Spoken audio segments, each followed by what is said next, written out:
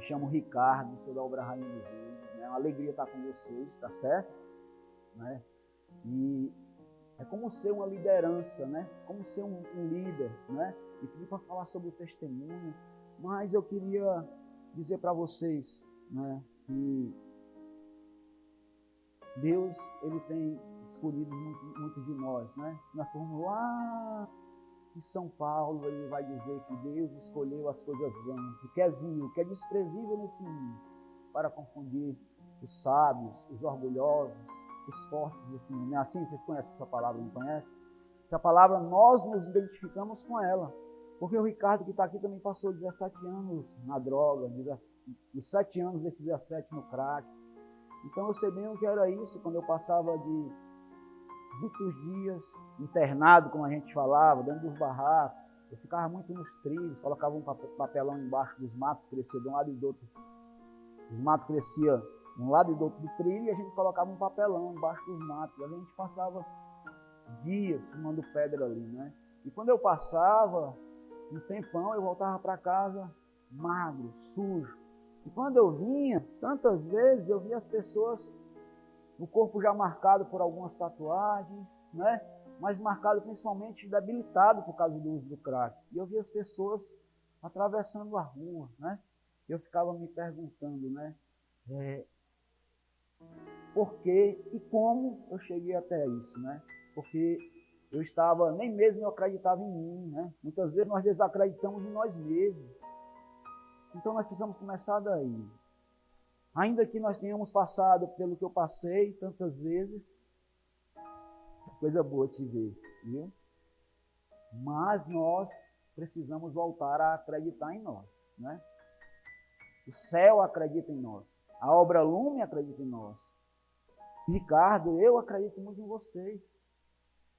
Lá na obra Rainha dos Anjos, o Senhor já prometeu. Tantas vezes nós procuramos vocações fora. Fora que eu digo, nas evangelhas, e vão vir muitas vocações fora.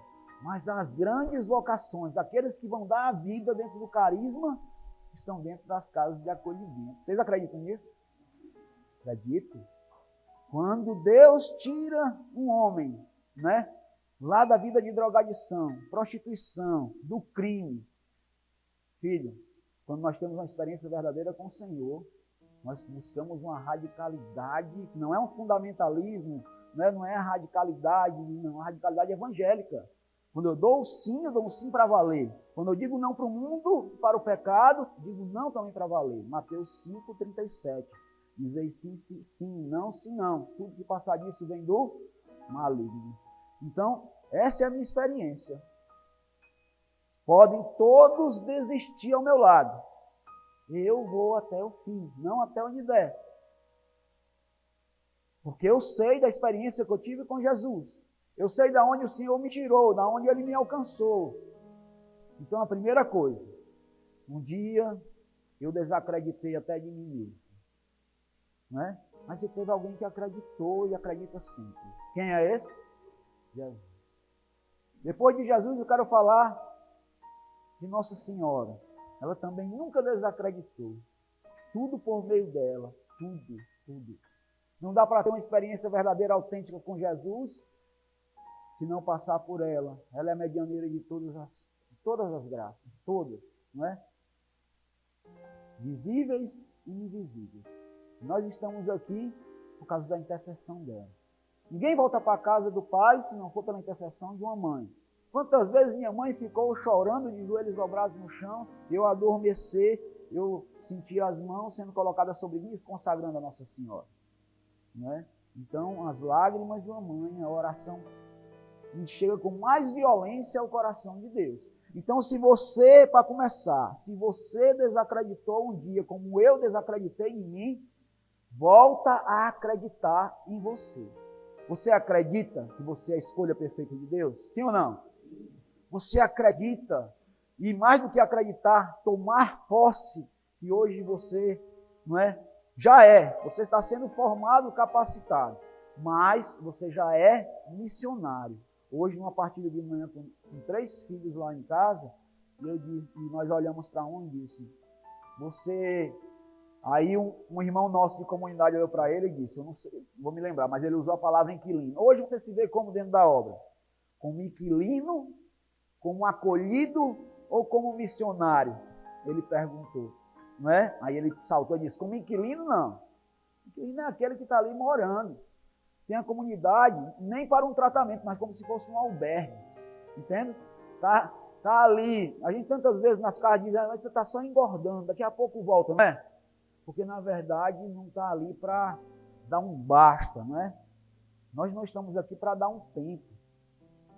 Nós estamos aqui para dar todo o tempo da nossa vida para Deus, para se gastar por Ele, não é? Então, aqueles que estão para dar um tempo, né? Porque na gíria tem malandro não para dar um tempo, não tinha isso, né? Isso é coisa do capeta. Para sim, não é? Nós paramos sim. Então não tem esse negócio de dar tempo, né? Nós não podemos voltar para o vômito, para o lamaçal, né? São Pedro vai dizer isso, não vai? Pedro vai dizer, como o cão que volta ao vômito, como a porca que se volta a se envolver no lamaçal. Né? Nós não somos nem porcas, nem cão para voltar ao vômito ou à lama. Nós somos filhos de Deus, o Senhor já começou uma obra em nós. Então, nós estamos no meio de um processo. Nós não podemos pular etapas, né? Eu tenho um menino que passou 3 meses lá na casa do interior e hoje está conosco lá, né? E quando ele veio, por causa da saúde dele, né? Eu disse para ele, ó, a gente não pode pular degraus, a gente tem que passar por todas as etapas. Porque a gente às vezes é tão ansioso de chegar no final, de sentir o gozo da vitória, o fim do processo, que a gente não consegue perceber a beleza de cada degrau. Da vitória desse degrau que eu estou aqui hoje. São Paulo, lá em Colossenses 3,16, vai dizer o quê? Não importa o grau a que nós chegamos, o que importa é prosseguir decididamente. Não é? Então, dessa turma aqui, a grande graça vai ser daqui a, não sei, 5 anos, de voltar aqui e ver todos ainda dando a vida, né? Mas ninguém sabe. Pode ser que em algum momento um ou outro diz, não, eu pensava que era, mas não é, né? Isso é possível, né? Mas hoje eu tenho que tomar posse e saber o que eu quero. Eu sou, já tem que tomar. Eu sou, né? Eu estou sendo formado para isso, eu sou um missionário. Se eu não tiver isso fixo, não é? Se eu não souber para onde eu vou, você sabe onde Deus te tirou, não sabe? Eu sei. Então eu tenho que ter, não é? Tenho que saber, tenho que ter uma meta. Eu tenho que colocar na minha vida um sentido. E o maior sentido de todos é dar a vida. Dar a vida para Deus, dar a vida para os irmãos. Tá certo? Então a primeira coisa é, se eu desacreditei, eu sou o primeiro a acreditar em mim, né? Você tem que acreditar em você, no potencial. Você, com a graça de Deus e o conhecimento, você vai ser uma bomba atômica nas mãos do Senhor. Não tem outro não. Nós não podemos passar a missão que foi dada, eu não posso passar a missão que foi dada por Ricardo para o irmão aqui. A missão do Senhor é do Senhor. Tem que tomar peito e assumir. Então, só dá para começar a falar de um bom líder, de uma liderança, dessa forma. Não é? Líder parece coisa de empresa, não é? Mas vocês serão pastores. Vocês serão pais. Vocês vão exercer uma paternidade espiritual. O Senhor está dando um cajado. Cajado significa autoridade, sinal de autoridade, mas também de justiça de Deus. Vocês acolherão, amarão, mas vocês vão se responsabilizar, na verdade, não é apenas por vidas, não, por almas. Almas. E eu não quero colocar um peso em cima de vocês, né? Porque a obra não é nossa, é do Senhor. Mas o Senhor só faz a parte que compete a Ele. A nossa é a nossa. O Catecismo da Igreja Católica vai dizer: a graça de Deus necessita da cooperação humana. Nós estamos aqui para cooperar com a graça de Deus.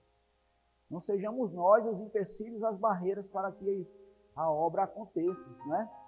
Tem muita gente aí que não tem para ser acolhido. E Deus conta conosco. Bate no teu peito e diz, Deus conta comigo.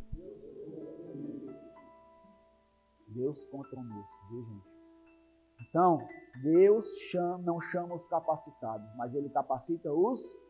Parece uma frasezinha já feita, né? Que a gente tem na cabeça, mas é verdade. Não tem ninguém preparado. Não tem ninguém preparado. Quem aqui está preparado para ir para o céu? Se Jesus voltasse hoje, né? Tá vendo? Diz aí, espera aí, Jesus, que eu vou ali buscar o padre ali para me confessar. Não vai dar nem tempo. A gente tem que estar buscando o céu todos os dias, né? Os sacramentos, Eucaristia, confissão. E nós estamos aqui, né? Esse céu aqui é preparação, né? A nossa eterna morada. E nós vamos adorar o Senhor ininterruptamente, eternamente, perpetuamente, né?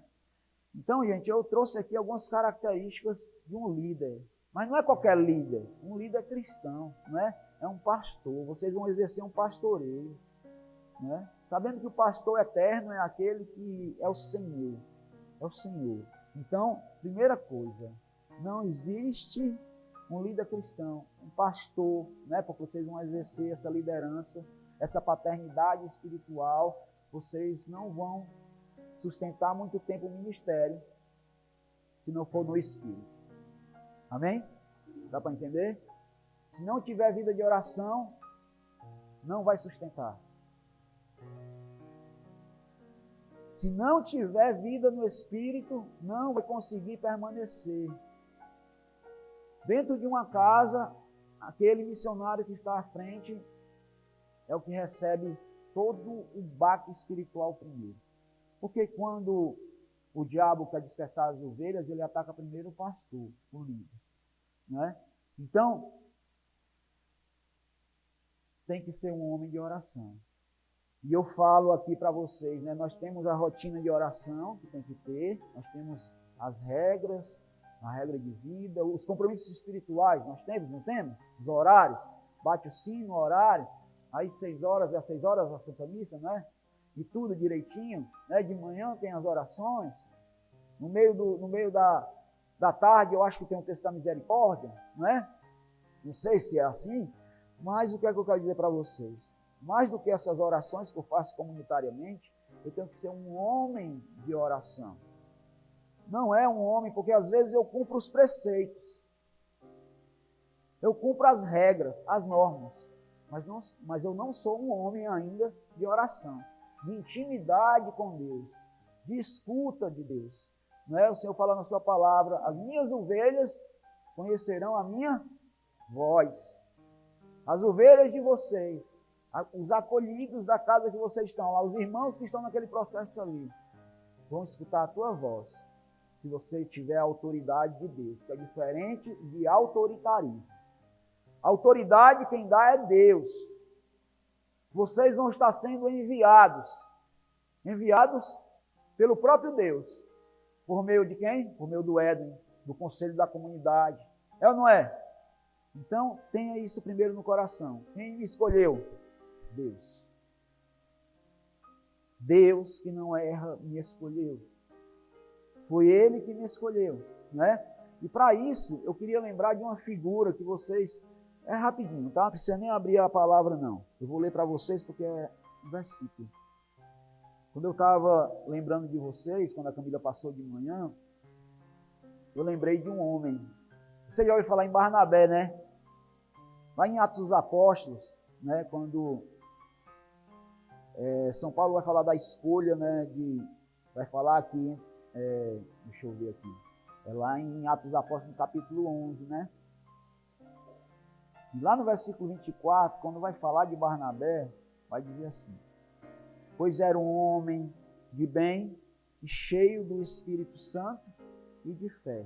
Mas se a gente passar a página, lá no capítulo 13, no versículo 2, na primeira viagem de Paulo e de Barnabé, eles vão ser enviados. E olha o que aqui diz aqui. Enquanto celebravam o culto do Senhor, depois de terem jejuado, disse-lhes o Espírito Santo. Quem foi que disse-lhes? O Espírito Santo. Separai-me Barnabé e Saulo para a obra que eu os tenho destinado. Então, jejuando e orando, impuseram-lhe as mãos e os despediram, e os enviaram. Vocês serão enviados. Mas quem está escolhendo é o próprio Espírito Santo. Não é? Lá no capítulo 11, no versículo 24, vai dizer que Barnabé era um homem de bem e cheio do Espírito Santo e de fé. Entende? Você precisa ser um homem cheio do Espírito Santo e de fé. Então, todos os dias, volta para o cenáculo. Volta para o cenáculo para pedir um novo Pentecostes, um novo batismo no Espírito Santo. Não é? E aqui, nas características, né, de um líder cristão, né, de um pastor, de um pequeno rebanho que será confiado a vocês, onde vocês vão exercer essa paternidade espiritual, né, eu coloquei o esvaziar-se todos os dias. Todos os dias é preciso se esvaziar. Se eu vou lá no sacrário, para minha adoração pessoal, se eu vou lá de manhã para minha adoração comunitária, para um momento com a minha comunidade, eu preciso sim de um momento em que eu esteja sozinho, só eu e o Senhor, para me esvaziar.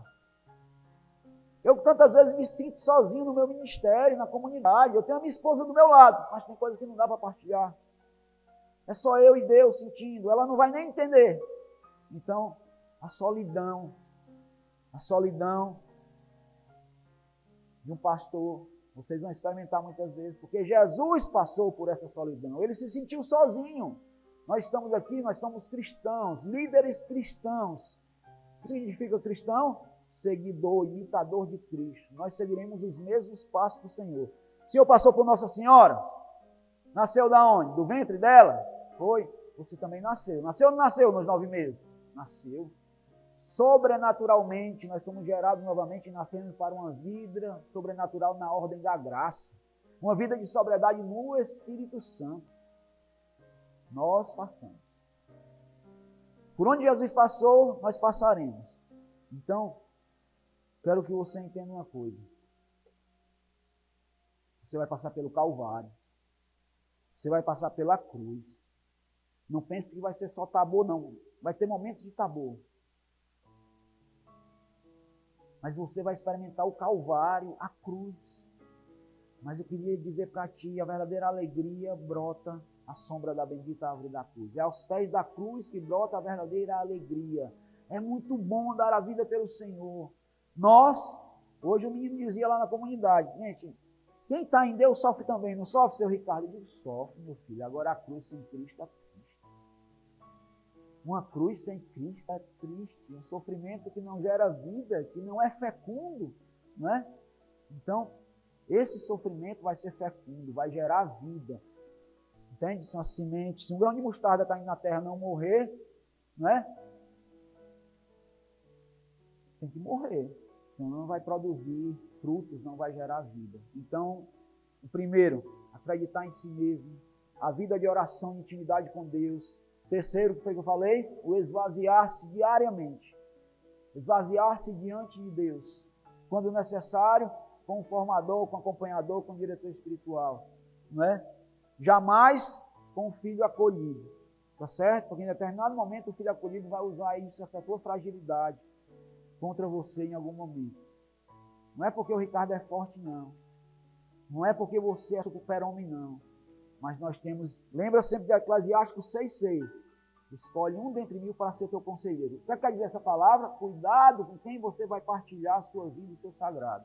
Você hoje não é mais um acolhido. Você está sendo formado para ser uma liderança, exercer um pastoreio. Aquela equipe dos 4 aí do Nivando, não é? Eles têm que estar falando, tem que ser uma só voz. Uma perfeita. Hoje eu fiz um tripé. O que é que as comunidades, não é? As casas de acolhimento, as comunidades terapêuticas, a Obra Lume, a Obra Rainha dos Anjos, tem um tripé que a gente usa, não é? Primeiro, a espiritualidade, dentro das casas de acolhimento, né? Segundo tripé, convivência entre pares, convivência fraterna. Terceiro tripé, trabalho, as atividades práticas, espiritualidade, vida de oração, intimidade com Deus, convivência fraterna e trabalho. É esse tripé. Aí a riqueza do carisma, né? Aí é que está, né? A gente muitas vezes está nesse tripé em vários lugares. Se for na Fazenda da Esperança, é a mesma coisa. Se for lá no outro canto, mas o carisma é diferente. O jeito que vai ser acolhido o irmão, só a Lumen vai conseguir acolher.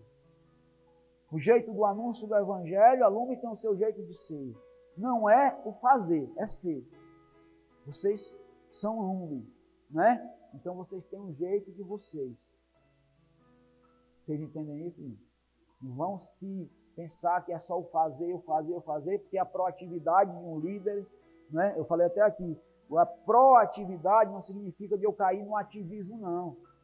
Jesus, quando parou na casa de Lázaro, de Marta e de Maria de Betânia, né? E Maria se colocou aos pés do Senhor, e Marta disse, Senhor, mas tu não se incomoda, né? Eu aqui, da minha irmã, eu aqui correndo de um lado e para o outro, e minha irmã aí sentada aos teus pés, né? E foi Jesus disse para ela, Marta, Marta, tu te preocupas com tantas coisas, mas só uma é necessária. Maria escolheu a melhor parte, e dela não será tirada essa parte. Vocês escolheram a melhor parte. Nós escolhemos a melhor parte, que é estar aos pés do Senhor. Então a primeira coisa é a intimidade com Deus. É a vida de oração. Depois as outras coisas vão ser fecundas. Depois o acolhimento vai acontecer. Se não tiver vida de oração, que é o primeiro do tripé, não vai ter convivência fraterna e não vai ter um trabalho fecundo. A missão não vai ser fecunda. O acolhimento não vai ser verdadeiro. Vocês entendem isso? Primeira coisa, vida de oração. Se esvaziar e se abastecer de Deus. O que é que Jesus fazia antes e depois da missão? Subia ao monte, passava a madrugada com o Pai em intimidade. Porque sabia que sozinho não dava. Não é? Quer sustentar o teu ministério e a tua missão? Joelhos dobrados no chão. Vai ter uma coisa, eu asseguro, vai ter uma comunidade intercedendo por vocês, né? Tem uma comunidade intercedendo por vocês. Tem uma família espiritual, chamada Obra Lumen, né? Então,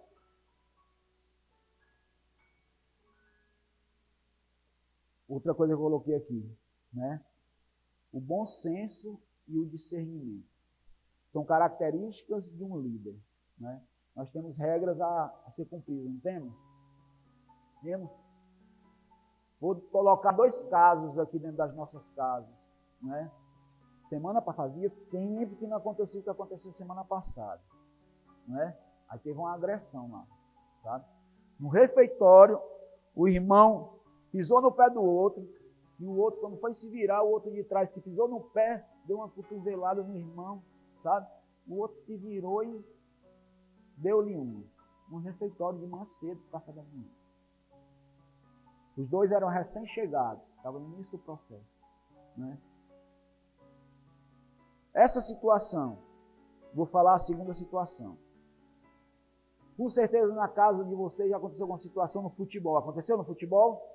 Discussão. E aconteceu um empurrão, e o outro deu um empurrão no outro, chamou para brigar. As 2 situações são agressões, não são? Sim ou não?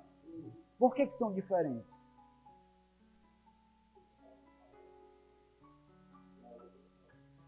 Exatamente isso. A gente vai comparar, está no futebol, todo mundo exaltado ali. Um dá um empurrão no outro, uma coisa. Vamos parar, vamos rezar, vai esfriar a tua cabeça ali, senão nem entra mais no jogo, né? Que o centro aqui do jogo não é essa bolinha branca não, né? O centro da nossa vida agora é aquela bolinha branca que está no sacrário, é a Eucaristia, né? Então, se não for para unir, se não for para levar a comunhão, para o lazer, né, saudável, para o futebol. Mas é totalmente diferente, não é? E não foi lá. Então, eu tenho que ter bom senso e discernimento. Será que eu vou chegar e vou desligar logo o irmão que discutiu no futebol, no calor da emoção? Não, vou chamar para conversar. Agora o irmão que chega, pisa porque quer prato, e o outro pega e está com um prato na cara do outro, de manhã cedo, deixando marcas no rosto do outro. Será que a gente pode colocar na mesma balança as 2 situações? Então a gente vai ter que, com a equipe, não é sozinho, discernir. O que é que a gente pode fazer? Vamos chamar na capela, vamos partilhas, gente. Partilhas sempre com 3 pessoas. Para 2 missionários, sempre ter o outro para servir de testemunho. Tem um acolhido mais 2 missionários. Então ele vai dizer, não, fulano falou na partida que foi assim. E o outro vai dizer, não, falou não, que eu estava lá. Certo? Estou falando coisas do dia a dia, né? Mas mais na frente o Edson já está formando vocês, os meninos aí já faz tempo. Então, o bom senso, o discernimento. Cada caso, nós temos que pedir as luzes do Espírito Santo, o discernimento, né, de saber, né, onde é que eu preciso pegar, ter um amor mais exigente ali, né, chamar, de repente, para dar uma consequência, uma coisa, né? Ó, hoje, porque nós somos igual a criança, né? Tantas vezes eu vou ter que dar uma consequência ali, porque senão o irmão não vai sentir, não. Né? Na hora do almoço hoje, o meu pequeno aprontou lá. Em vez de bater, eu botei trancado o quarto um pedaço. Vai ficar aí. E ele ficou lá dentro do quarto. Eu estou com fome, quero almoçar. Não estava com fome, não, eu tinha acabado de bagulhar. Mas o que era aquilo? Criança manipula? Manipula. Coloquei aqui também isso. Cuidado com as manipulações. Nós somos, eu me incluo, nós somos mestres nisso, né? Na mentira, eu passei a vida toda mentindo. Passei a vida toda manipulando para usar droga. Então eu tenho que usar. São Paulo, quando ele foi evangelizar os pagãos, não é? Porque era apóstolo dos gentios, dos pagãos, não é São Paulo? Ele sabia muito bem lá como os pagãos pensavam, como aquele povo pensava. Diz São Paulo, eu me fiz fraco com os fracos, forte com os fortes, para ganhar o quê? Os fortes, os fracos. Nós vamos nos fazer um com os nossos irmãos, porque nós não somos diferentes não. Bateu racha? Vamos estar juntos se fazendo um, ganhando o irmão. Vamos rezar? Vamos estar juntos. Vamos estar ali na partilha de sentimento? Vamos estar juntos ali, não é? Fortalecendo esse vínculo de confiança, ganhando o irmão. Porque se nós não ganharmos o irmão, o outro lá, que não está querendo muito, vai ganhar. Vocês já viram que entra em comunhão aqueles que não querem nada dentro de uma casa? E aqueles também que querem, que rezam também, ficam às vezes um grupinho, porque a alegria contagia. Quando eu dou um sim verdadeiro, eu contagio o outro, mas também existe a contaminação. Uma laranja podre, né? Existe o trigo e o joio, eles crescem juntos, eles parecem um, né? E aí eu tenho que pedir o discernimento, o bom senso, as luzes do Espírito Santo, porque nós também erramos. Não é porque nós não sei a história de vocês, não é porque eu usei droga, não é porque eu fiz uma porção de coisa errada que eu vou amar mais. Tem gente que pensa assim, só pode trabalhar com acolhimento quem usou droga. Não existe isso, não existe. Frei Hans fumou, deu alguma pancada, o Nelson deu alguma pancada, deu algum cachimbo, e eles amam de com força. E o Edwin ama de com força. Então eu não posso deixar que a vaidade venha até mim e achar, tu não viveu, eu vivi, eu sei de tudo. Não, nós não sabemos de nada. Esse é o grande trunfo, é se sentir sempre fraco, dependente de Deus. Sempre o aprendizado, quando a gente chega na consagração de vida, gente, a formação é permanente. Por que é permanente? Porque não é o último degrau, não, eu continuo na formação. Então, você vai chegar lá, vai ser um líder, você cuidado com a vaidade, né? Eu tenho um filho que está na obra, a gente bate com ele o tempo todo, porque ele tem uma inclinação, e todos nós temos um pouco, sabe? Aquela coisa da autoafirmação, né? De, né? Sou eu. Ele não fala, mas sou eu que estou aqui, né? Tu tem que me obedecer. Né? Já teve situações das pessoas dizerem aqui, vou falar com o Ricardo, o acolhido, né? Como tem na casa também, eu vou dizer para o Hélio, já espero isso? Já, com certeza, né? Vou falar para o Rondinelli, vou dizer para o menino como é que está a situação aqui. Aí o irmão pode cair na tentação de dizer o quê? O quê? Ele está lá, quem manda aqui sou eu. Já escutaram isso? Ele está lá, quem está aqui dentro dessa casa sou eu que mando. Isso é autoridade espiritual ou autoritarismo? Tem que ter cuidado, porque o líder ele sabe transmitir não apenas a regra, a norma, né? Não apenas um direcionamento. Ele sabe também passar suas opiniões pessoais, o que ele pensa. Então, tudo isso eu estou dizendo porque nós precisamos ter os pés no chão. O Senhor está nos confiando muito, muito, muito. Então, e tem um pequeno terrorista dentro de nós tantas vezes, que quer aterrorizar o outro, sabe? E tudo mais. Autoafirmação. O Senhor me deu esse cajado aqui, eu vou sentar na cabeça, né? Então, onde é o ponto que eu quero chegar agora? Ser justo. Talvez ser justo seja o mais difícil. Ser justo. Olhar para Jesus. Jesus, o bom pastor, trazia aquele cajado. Em Apocalipse vai falar que ele vai dominar as nações com cetro de ferro, né?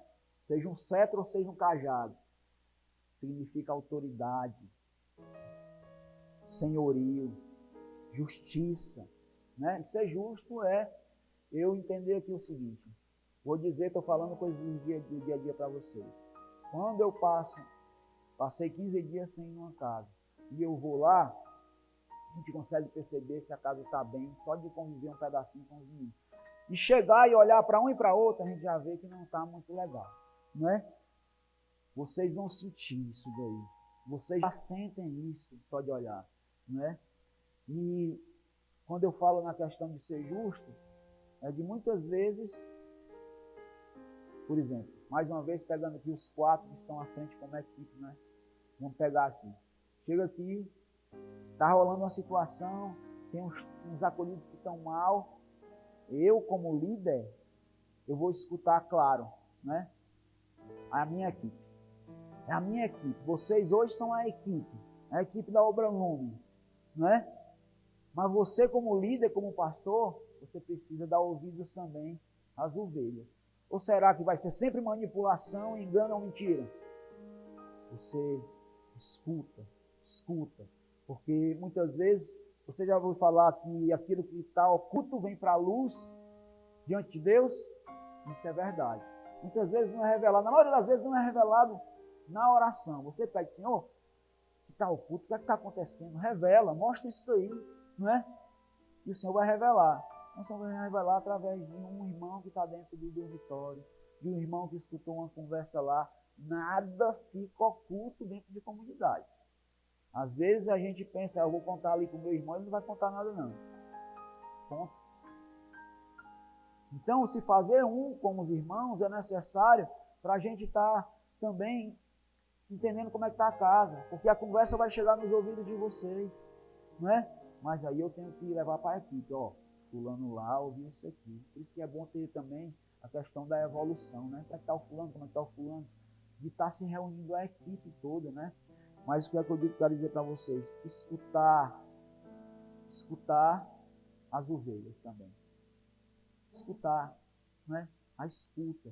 Porque muitas vezes o que a gente vai precisar passar ali, no momento de oração, no momento de oração da manhã, numa partilha de sentimento, no momento de coinonia, vai ser o que eles estão precisando.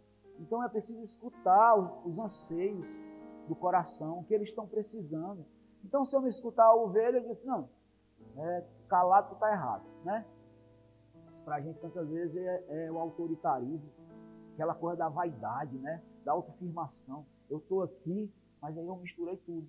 Quem me colocou aqui foi Deus, é Ele que está dando a autoridade espiritual, não tem nada a ver com autoritarismo, não tem nada a ver com autoafirmação, não é?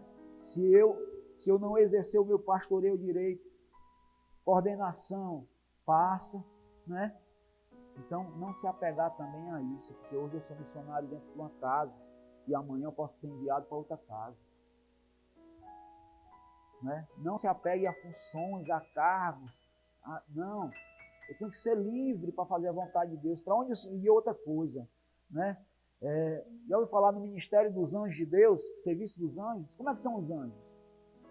Disponíveis, de prontidão, né? Prontos, disponíveis, né? Estão sempre abertos a executar, a fazer a vontade de Deus. no decorrer do tempo, não agora, vai ter alguns de vocês que podem se apegar a alguma missão. Tá? Os padres de tempo em tempo não são passados, porque a igreja, como mãe, sabe. Sofre os paroquianos, os fiéis quando se apegam, e sofre ele também. Então, tempos em tempos, vocês não se apeguem à missão. Amem, mas amem o carisma, acima de tudo. Estejam livres nas asas do Espírito Santo para serem enviados para onde o Senhor quiser. Né? Autonomia e mediação de conflitos. Vocês, muitos momentos, e Ivandro sabe aí, tem momento que vai acontecer alguma situação de madrugada ou de noite dentro de uma casa, não vai? Eu não sei o que é que passa, não, vou ligar aqui pro fulano, para saber o que ele faz, vou ligar pro Ed. Não. Irmão, só vou ligar.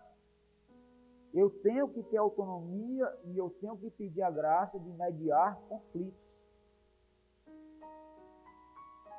Só tenho que ficar ligando quando o BO é grande.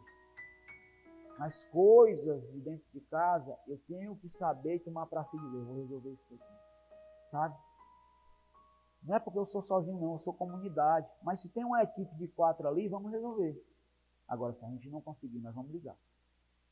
Então, saber mediar conflitos, né? Ter autonomia também de resolver uma coisa ou outra, né?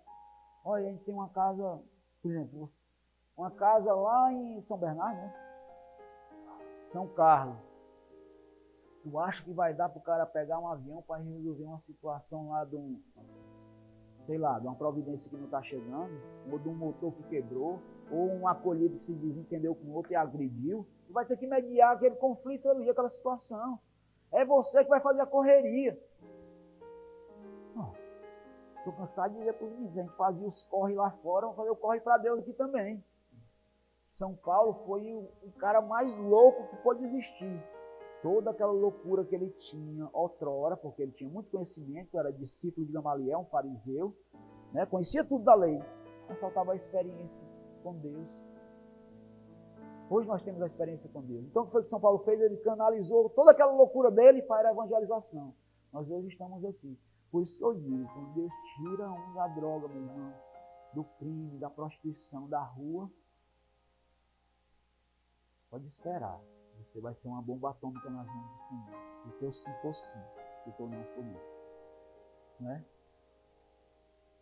A mesma loucura que eu fazia lá fora, a mesma disposição, né? Mas é claro que depois a gente vai, né? Às vezes eu chego num retiro e tem a vigília de madrugada, Jesus exposto. Vamos fazer uma vigília? Aí o cara, estou com sono, não sei o que. Eu digo, cara, meu irmão, né? Primeiro para mim. Se me der sono, eu já coloco para mim. Porque já pensou? Eu passava de quantos dias acordado fumando pedra por aí? Aí eu não posso passar uma noite adorando o Senhor. Então a mesma força, a mesma loucura, o mesmo corre, a mesma correria, a mesma proatividade que você tinha ali de resolver uma situação. Eu ficava impressionado como é que aparecia dinheiro de uma hora para outra. Era ou não era na rua? Era. Seja mangueando, seja fazendo o que não presta, seja o que fosse. E hoje em dia, dentro da nossa casa, a gente se barra com tão pouca coisa. Sabe? Mas a primeira coisa, pelos meios lícitos, é dobrar os joelhos para a providência chegar. Né? Um líder resoluto.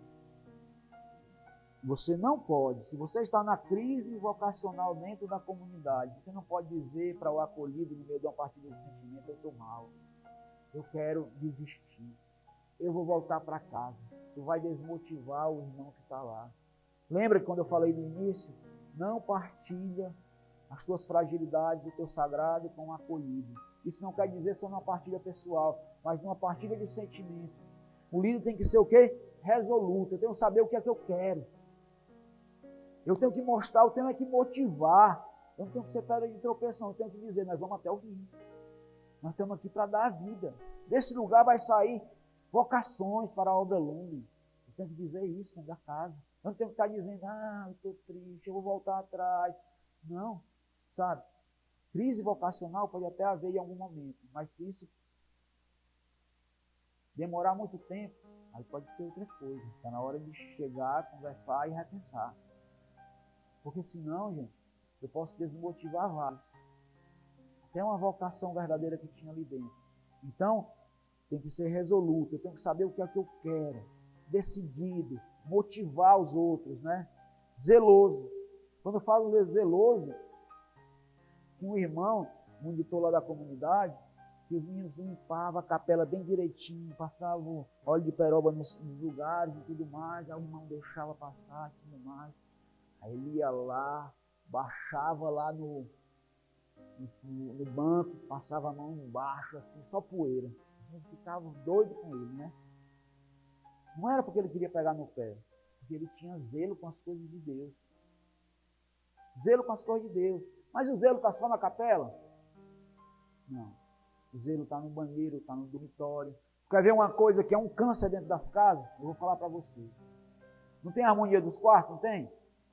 De falar harmonia dos quartos? Acordou, tomou banho. Pode ser na fazenda, pode ser em qualquer outro canto. Se a gente não ficar ligado, tu abre o quarto, tá cheio de toalha em cima dos beliches, pendurado em armador, em beliche, toalha molhada. É ou não é? Ou é só lá na obra Rainha dos Anjos? Então, o zelo começa nas pequenas coisas. Do fazer a cama de manhã. Por quê? Porque vocês vão ser referenciais, líderes. Rapaz, no mundo já tem pregador demais, ministro de música demais. O que é que nós precisamos? De testemunhos, de referenciais. Posso olhar para o irmão e dizer, aquele sim é um bom testemunho. Porque o irmão dentro da casa, ele vai querer olhar para alguém, para ter um exemplo, um modelo, né, de busca pela santidade. Então, essa postura é essencial, né? Quando eu estive lá em São Paulo com os meninos, eu até falei para o Edson, ele não está aqui não, está só o Glauco. Estava o Glauco e outro irmão lá. Eu convivi com eles, eu disse, poxa, que bacana, a postura. Porque muitas vezes eu saio da rua, mas a rua não sai de mim. Então eu me sento numa cadeira de qualquer jeito, eu sento e fico assim, não é? E se chegar num canto, me sento no chão, eu não sei rir, eu não sei falar. E a postura é fundamental, porque vocês vão conviver com o leigo, com o irmão que está na rua, mas também com o padre, com o bispo. Você vai ter que falar com o padre, vai ter que dar um aviso no meio de pessoas. E a postura é fundamental. Então eu tenho que estar aberto também a modificar algumas coisas. Quando a gente fala na sobriedade, a gente fala na sobriedade só no se abster de droga e de álcool? Não. Mas a sobriedade no vestir, não é? No sorrir, no falar. Não é assim? Sobriedade no comer. A Karina ficou horrorizada. A Karina é minha esposa. Chegou lá na casa a última vez, aí tinha uns irmãos que tinham chegado. Os irmãos foram no último quando eu esteja daqui, né? Rapaz, tem um irmão que botou um prato desse tamanho aqui, ó. Não dava para ver o rosto dele, não. Prato. E o que mais a gente fala, os missionários.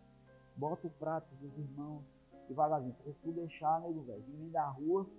E aí, como é que vai aprender a sobriedade no comer? Como é que vai sentar um missionário na mesa com um padre, com um bispo, uma coisa, e botar um prato que parece o pão de açúcar lá do Rio de Janeiro?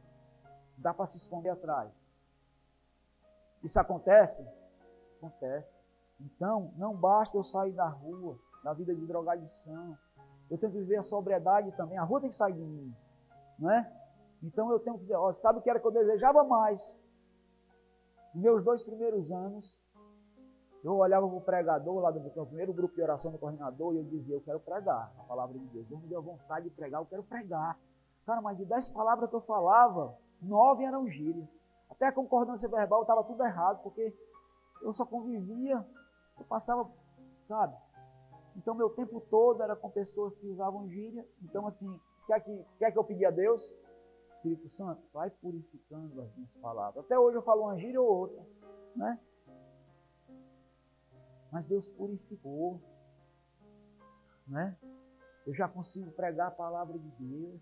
E as que Deus deixou foi para me identificar, conseguir evangelizar ali, ser um com o irmão em algum momento, sabe? Então Deus, Ele purifica.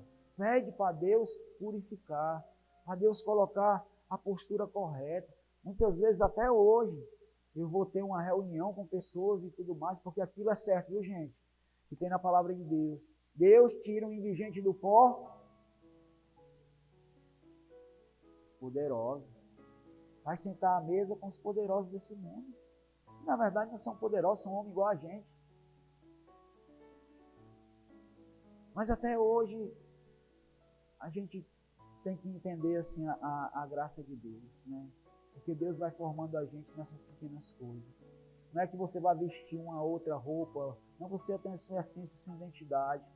Mas eu tenho que aprender, é uma formação. Porque você vai lidar, é a mesma coisa de eu chegar na missa, né? Eu não tenho que aprender, né?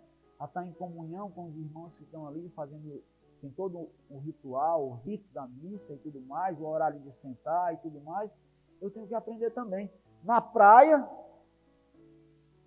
eu ando de bermuda.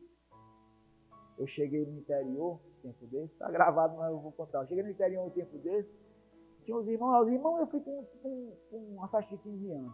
E os irmãos da comunidade, tudo de, as mulheres, os homens, tudo tomando banho de manga comprida de coisa. Sabe? Não podia. O homem não podia usar uma bermuda, tomar um banho numa piscina. Eu já penso diferente. Tá? Santidade nas pequenas coisas. No bom dia, no obrigado, no com licença, no acolhimento, mas sem escrúpulo. Na praia você vai usar um short, você vai usar uma bermuda para dar um mergulho, mas na igreja eu vou usar outro tipo de roupa. Quando eu estiver na coinonia, na convivência ali fora, fazendo um churrasquinho com meus irmãos, com um litro de Coca-Cola, de refrigerante ali com suco, eu vou estar brincando, vou falar besteira, vou voltar a ser criança. Mas quando eu estiver, dando uma formação, um momento mais sério, eu vou saber me portar também. Vocês entendem? Cada coisa no seu lugar. Ninguém está dizendo para tirar a tua essência, a tua identidade, porque Deus precisa da tua alegria, do teu sorriso, do teu jeito, está entendendo? Mas em alguns momentos nós vamos ter que ter essa postura. E as pessoas vão olhar, viu? As pessoas que chegam dentro da comunidade, as pessoas olham quem está à frente primeiro. Sabe uma coisa? Ó, ainda sai um pedacinho da tatuagem aqui. Ah, rapaz, eu cheguei uma vez para pregar numa paróquia. E a mulher disse, esse cara tem tatuagem, não sei o que mais lá. E eu peguei a mulher. Meu filho, me perdoe, porque quando você chegou, eu disse, ixi, o cara tem tatuagem. Eu disse, aí, tá vendo? A senhora pecou mais do que eu que fiz a tatuagem, né? Porque isso daqui são as marcas do homem velho. Então não importa. O que importa é a minha postura hoje, a minha vida de santidade, é o meu testemunho diário, é a minha busca, sabe? Isso daí, o teu testemunho vai ser nas pequenas coisas. Nas pequenas coisas. E está atento, né? Ao que o irmão está precisando. Fervoroso e movido por Deus, né?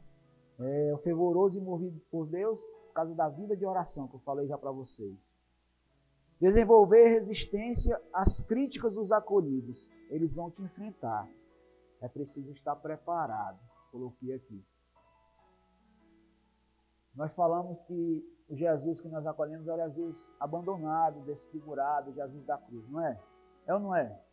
Jesus na cruz teve muitos amigos, sim ou não? Poucos. Por quê? Porque ele te desafia, ele me desafia. Na rua, às vezes, você vai dar uma comida, alguma coisa, e o irmão vai te enfrentar. Porque ele está alterado ali sobre o efeito. Então não é fácil, dentro de uma casa de acolhimento, num momento de abstinência, você amar, não. No momento depois de você fazer, tu levou o irmão para o médico, levou o irmão para o posto de saúde, foi pegar um benefício, foi pegar uma coisa, fez tudo, e o irmão depois está te chamando de coisa, te falando uma coisa ou outra. Você vai ser desafiado? Vai. Mas é por isso que esse Jesus tem poucos amigos. Ele vai te desafiar. Numa roda de partilha de sentimento, você tem que estar preparado para a resistência do irmão. Para as críticas. Eu não sou o dono da verdade, né? Então eu vou dar a minha opinião aqui, né? Mas o irmão vai discordar. E aí? O irmão discordar vai colocar, né? Vai colocar uma crítica. Eu tenho que estar preparado para isso. O líder, o pastor, não é dono da verdade. O dono da verdade se chama Jesus. Né? E ser líder é ser servo. É ser servo. Né? Lá em Ezequiel vai dizer: Deus exalta o humilde arbusto, mas abate a árvore soberba. Não é? No Magnífica vai dizer justamente isso. Deus olhou para a humildade de sua serva. O que foi que atraiu o olhar de Deus? A humildade, a pequenez, a pobreza. Deus vai estar contigo se você acolher que você é um pequeno sempre, dependente de Deus. Você vai estar sobre a autoridade, é o mover do Espírito Santo que vai estar sobre você. Se você não acolher isso, você vai estar o tempo todo em risco de alguém chegar aqui fora e te oferecer um trabalho e dizer: bora, mas está perdendo tempo, está ficando doido. Vamos ganhar dinheiro. Não, isso aí não dá para ninguém não. Um cara novo, cheio de mulher lá fora, vamos namorar. Nós temos que nos alimentar das coisas de Deus. Nós temos que... Lembra daquela palavra também que diz que quando a gente se senta à mesa com qualquer pessoa, né, os maus costumes corrompem. Não sei se você lembra. Maus conversações corrompem os bons costumes, não é? Mas isso é verdade. Às vezes uma pessoa que está fazendo uma experiência de vida dentro da comunidade vai tomar um caldo de cana com pastel ali. Aí o cara vai lá e diz: está ficando doido, vamos ganhar dinheiro ali comigo. Tu vai, pisa numa margem, sai da tua missão, desvia. E Deus tinha algo para você, tinha uma missão. Então, vigilância. Vigilância. Nós não estamos aqui. Missionário é diferente de quê? De mercenário, né? Existe o missionário e o mercenário, né? O missionário está para dar a vida pelos irmãos, por Deus. Não é por causa do dinheiro. Nunca vai ser. Nunca vai ser.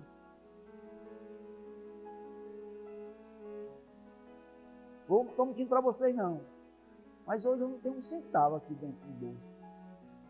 Mas eu sou o mais rico dos homens. Eu tenho a graça de Deus. A escolha de Deus sobre mim. Quantas pessoas mais capacitadas poderiam estar aqui hoje com vocês, mas Deus me escolheu. Vocês entendem? Tomar posse da eleição divina, da eleição de Deus. O Ricardo não é o melhor, mas por amor Deus me escolheu. Ele nem precisaria de mim, mas ele quis precisar. Onde estaria eu se não fosse aqui? Né? Onde estaríamos nós? Então Deus nos quis. Então acolho com gratidão, né? Eu escrevi alguma coisa aqui, né? Habilidade na comunicação, características do líder, né? Outra característica, habilidade na comunicação. Tem um irmão lá na comunidade que é o Magno, acho que o Nivano conhece o Magno.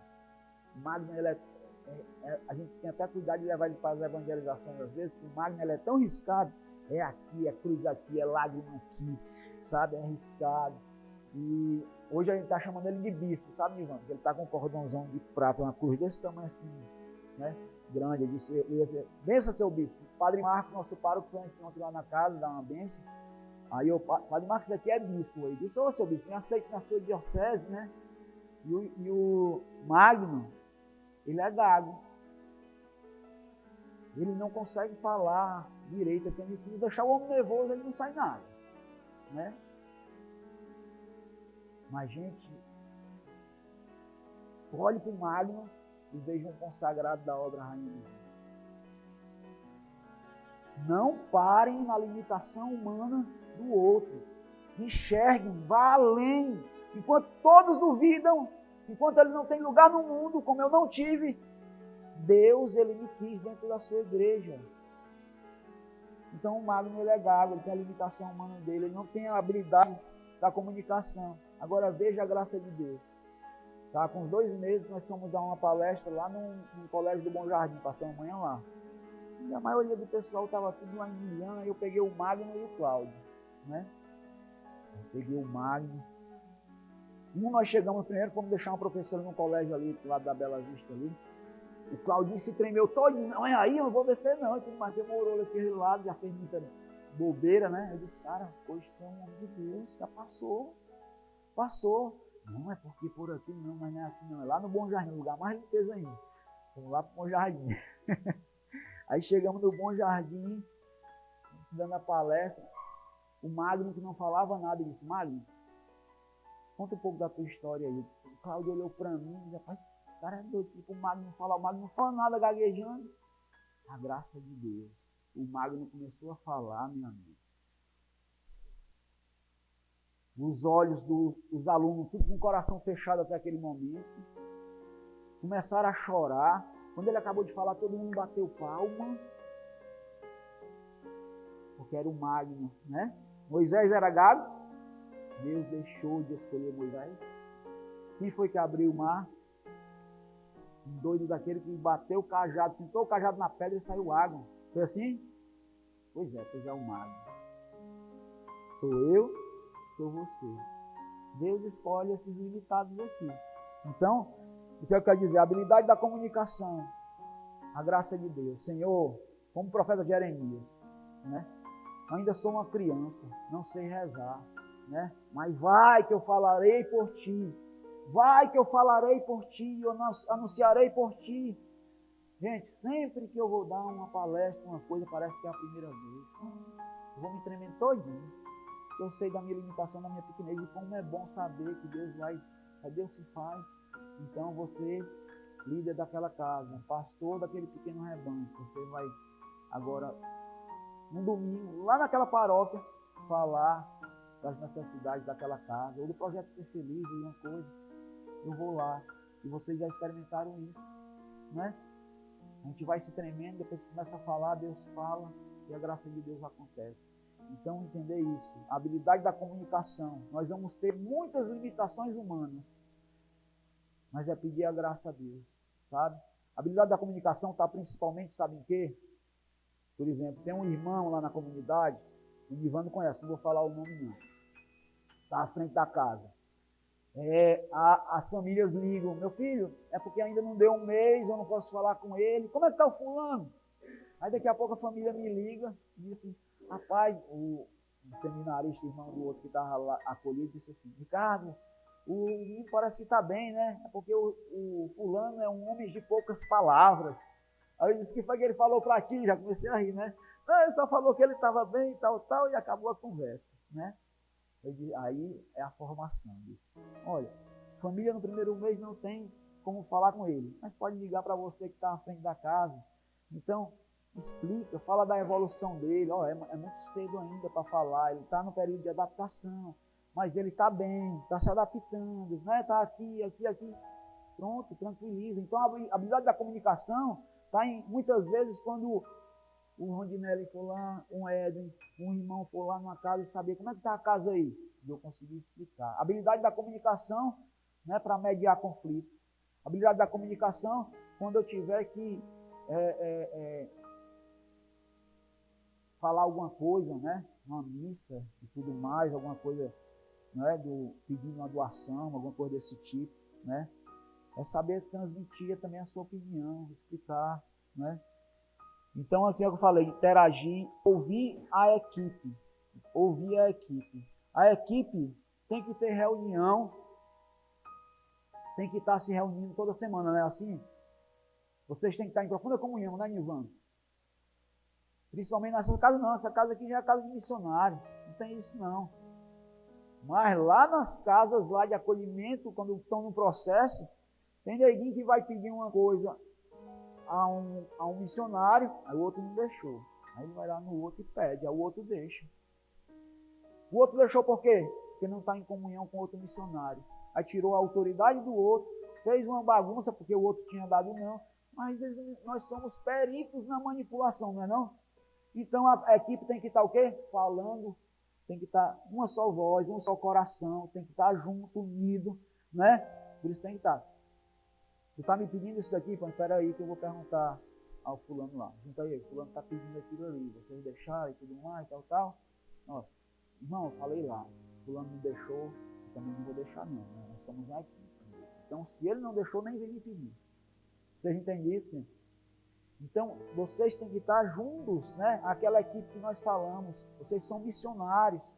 Tem que estar atento às manipulações, né?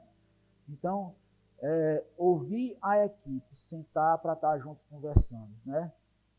O bom líder delega tarefas. Delega tarefas.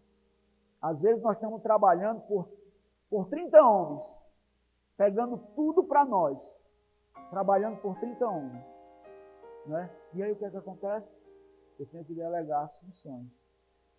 Delegar as funções é não abraçar tudo para mim, é deixar que o outro cresça, porque eu estou confiando nele, e a equipe vai crescer junto, o outro que está ali, que a gente, aquele ali, humanamente falando, não dá para nada, mas eu vou delegar aquela função, e o outro cresce, e se torna um grande missionário depois.